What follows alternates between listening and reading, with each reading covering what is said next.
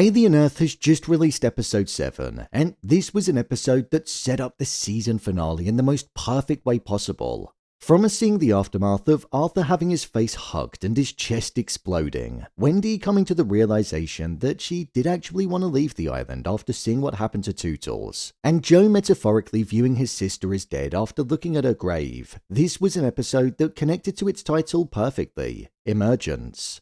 We saw creatures emerge, revelations emerge, and the likes of Morrow and Yutani's crew emerging from the depths of the tall grass. So with that, let's dive into this episode and break down all the important details. Here is Alien Earth episode 7 ending explained. Just to let you know, this video will contain spoilers. Wendy and Hermit. I've paired these two characters together because I feel like their arcs were interconnected in this episode, and despite being brother and sister, they were the polar opposite. For a while, we'd seen that Wendy had the ability to communicate with the likes of the Xenomorph, and the one that she'd essentially been following since the Chestburster was now of a size where it could cause some serious damage. Wendy was starting to question her safety following what happened to Tootles, and with her seeing that she wasn't this immortal being that she believed that she was, and realizing that she could in fact die after being exposed to it, a mindset that she was all too familiar with because she was on death's door before she even transferred into this hybrid state. She now wanted to leave the island because she didn't feel like Prodigy were prioritizing their safety, and she felt like if Tootles could die, then she could too. She was also against the control that they had in the way that they just erased Nibs' memories simply because they wanted to. Wendy said, "You can't just erase things," and that was applicable to Tootles being disposed of and Nibs' mind as well. This led Wendy to go with Joe and Nibs with the hopes of getting off of the island. However, before going on this journey, Wendy released the Xenomorph from its cage, which managed to escape through a waste pipe, which Wendy was able to then control and get on her side and used on the guards that were in front of her and threatening them. There was a scene earlier on in the episode where Joe, Nibs and Wendy stumbled across the graves of their mortal human bodies, and as Nibs was looking at it, Wendy said, "It's not us, we're still here." This scene actually ended up being way more important than what I thought it would initially be. Hermit was leaning over the grave of his sister and almost mourning her, despite the fact that her consciousness was in the hybrid body right behind him. There was also a crossfade that was happening between Wendy as she was looking at the grave, and she also saw the body of Marcy being placed in a body bag, which in my mind was symbolic of Marcy now being dead within Wendy's mind and the humanity that's within her being gone. Pair that with the fact that she went on to summon the Xenomorph and use it to kill, that felt symbolic of that too. Marcy was the young girl that wouldn't cause any harm, and here she now was using an alien specimen as a weapon and being numb to all of the death that it was carrying out. This is what I also thought Joe felt about his sister too. I don't think he recognizes his sister anymore, and that's why he essentially fired his weapon at Nibs during the ending. Don't get me wrong, Joe is a terrible soldier, he was useless when on that boat. But he stopped Nibs from killing and chose the humans' lives over his sister's and his own because he didn't want a slaughtering to take place. The Xenomorph was ready to pounce, and Joe stopped Wendy from calling it in because he didn't want the death to occur, even if it meant that it would have allowed them to escape. So it showed a human side to him, something that Wendy was now lacking, which shows that Marcy simply isn't there anymore.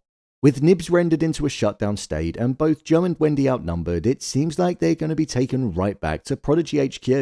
I'm going to imagine that Joe is going to be punished for what he did in turning off the trackers and also in trying to escape. So I wonder if Kavalier might end up using him as the human host for the T Ocellus, as that's what he wanted to do next.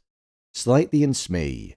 Slightly's plan just kept going wrong, and it kept getting worse and worse the closer he got to the beach. Honestly, when Slightly was sitting there looking at Arthur with that facehugger wrapped around him as it was planting the larvae inside of it, the noise that it was making was horrific. Even though Slightly allowed Arthur to be rendered into this state, he was still caring for him and feeding him and making sure that he was nourished. However, at that point, I feared that what happened to the captain of the Maginot was going to happen to Arthur at one point, as that grip was definitely getting tighter. Slightly had the help of Smee and they managed to get him down to the beach, but Arthur ended up awaking following the facehugger being finished, and they lied to him in saying that there was an emergency and everybody needed to be evacuated. Arthur even said, "I think you maybe saved my life," which was a line of dialogue that I shook my head at because I was gutted for him because we all knew what was going to happen. As Arthur was walking along the beach, his memories slowly started coming back to him, and he realized that Slightly and Smee were lying to him because they weren't any good at lying, as they were children and they were still learning. But then, as they walked away, the Chestburster burst out of his chest and ran away, and it was here where we saw Smee go into hysterics as Slightly just froze up, realizing that everything that happened was basically for nothing.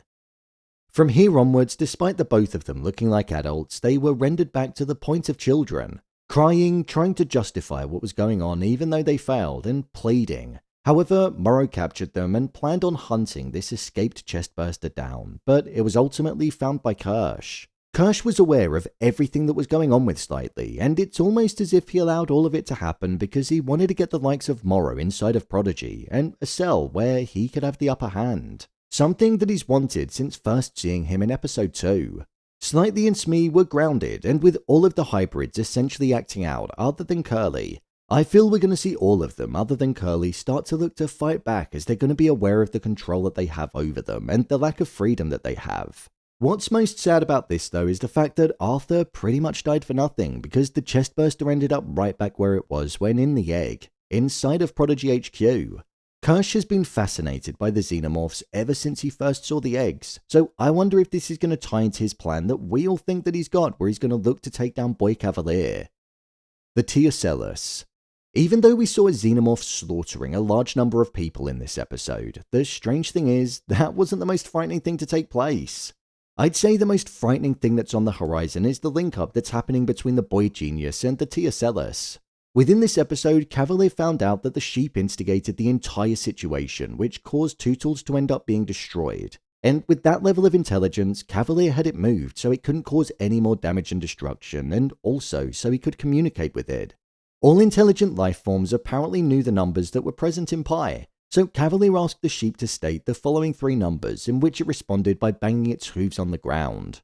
With Kavalier realizing just how intelligent this being was, he said how he wished that it could talk, and that was where he got the idea to put the eye into a human host so he can understand its intentions, where it was from, and what its end goal was.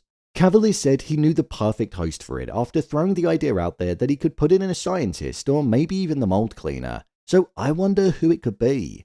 Could it be Hermit because he's going to view him as a disposable traitor? Or with Morrow now being held by him, I wonder if he might well end up using Morrow as a host for the alien so he can communicate.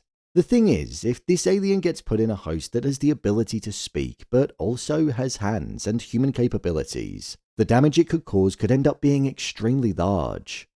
My review of the episode. I thought this was a really strong episode of the show. It was on the short side, but I think that actually allowed the pacing of this episode to hit just right.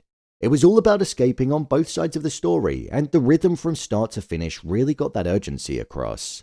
There were 2 main arcs in this episode, and that was Smee, Slightly and Arthur going to the beach, and Wendy, Nibs and Joe going to the boat, and both of them were just as engaging as the other. They both had tension, they both had a large amount of action, and they both resolved with huge crescendos. I thought seeing Wendy utilizing the Xenomorph as a weapon and being able to communicate with it painted a dangerous sign for the finale, as there was a ton of death in this episode, so I feel it's only going to increase in the final episode. I thought seeing the grave of Marcy and that being a symbolic reference to Wendy's humanity being gone was a nice way of getting that message across, because moments later we saw her not even flinch at the amount of death that she was causing. As the episode was in its final moments, I loved it when the guitar riff just started being played. I knew that it was coming to an end, but the heaviness of it just really suited the anger that was inside of Wendy, and the fact that she was shouting at her brother. With only 1 episode to go, there are still a ton of things that need clearing up, like what's Kirsh's plan? Will Wendy and Co escape, and will the specimens end up going free? But also, what's going to happen with Boy Kavalier? Surely, just surely, there's going to be a season 2. So, there you have it, Alien Earth Episode 7, Ending Explained. If you want to see episodes of Alien Earth being broken down, then check the playlist below. What did you think of this episode? Share your thoughts in the comments. As always, thanks for tuning into the video, and I'll see you in the next one.